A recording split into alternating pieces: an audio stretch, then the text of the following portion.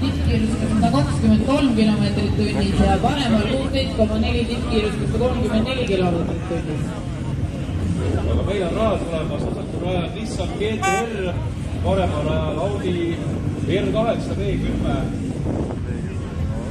Tegelikult peaks olema 5,8 mootoriga Audi R8. No Nissan GT-R, mis ma ette räägin. Usun, et tulevad tänase päeva kõige paremad, aga kindlasti väga hea rajal.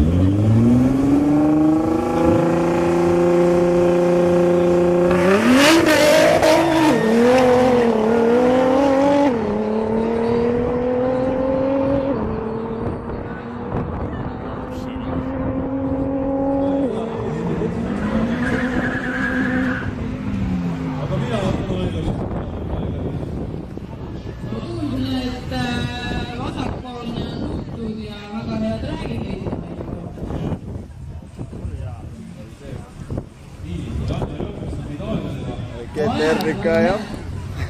Vasakul 11,53 tippkiirusega